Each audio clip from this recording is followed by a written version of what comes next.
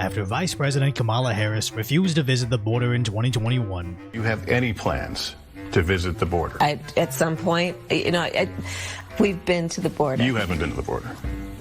And I haven't been to Europe. And I don't understand the point that you're making. Biden's porous borders continued to spiral out of control, as even when the border states put up makeshift walls themselves, Biden ordered DHS to tear them down. But now, 38 days away from the election, Biden's border czar Harris finally visited the border after waiting 3.5 years, checking out the integrity of Arizona's border wall, despite calling it a vanity project in 2019. The president's medieval vanity project is not going to stop them. And echoing that statement a year later, calling the border wall a complete waste of taxpayer money that won't make us safe. So why after all this time is middle-class Kamala finally coming to the border, flaunting her $60,000 Tiffany necklace? Probably to campaign. Did you vote? Are you gonna vote?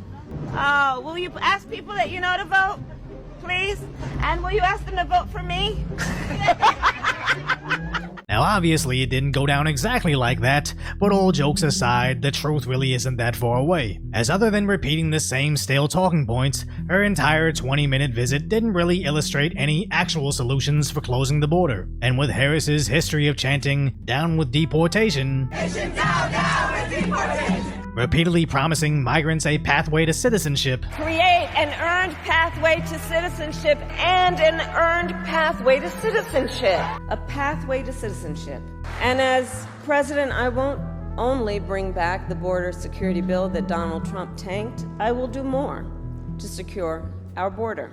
So she's actually trying to say, if she wins the presidential election, only then can she secure the border, because the last 3 years were actually Trump's fault. She was just completely powerless against him as both the vice president and the tie-breaking vote in the Senate, which just goes to show how little she respects her supporters, as she really thinks she'll just accept another campaign devoid of solutions, but just more orange man bad. But good on the based Border Patrol who's actually out there seeing what's going on, calling her out saying Kamala created these problems and a 20-minute photo op right before the election isn't going to solve them. So when Biden lied about having their support, by the way, the Border Patrol endorsed me, endorsed my position.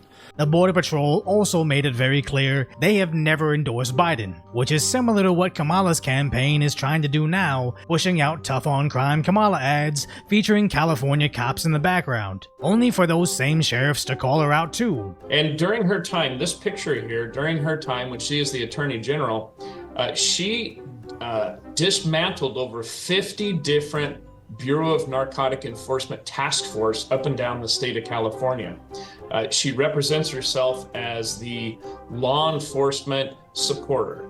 Well, I can tell you, if you look at this picture very closely, you can see the disdain on every one of our faces because of what happened here that day.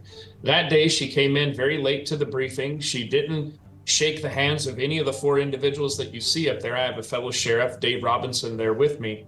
And then she left.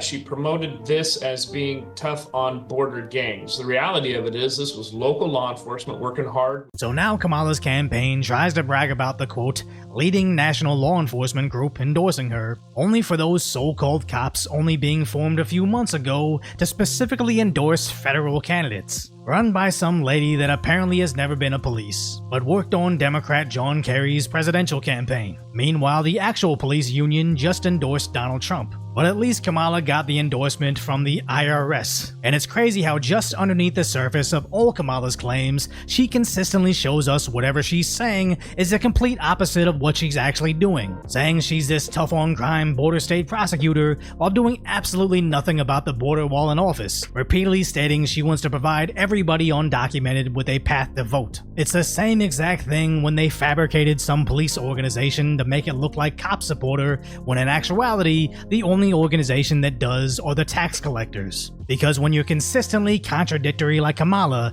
even talking at a 20-minute border visit becomes a minefield of lies, as Harris can't even make a simple statement without giving me endless clips of her saying the opposite. And I legitimately don't understand how people can still strongly support Kamala, when Kamala only supports their values half the time while delivering on those values none of the time. So if you appreciate my concise, lighthearted commentary on the tragic status that is today's reality, hopefully I've earned your subscription, then go check out the video that shows a hilarious reason why they don't let Carambola do interviews anymore.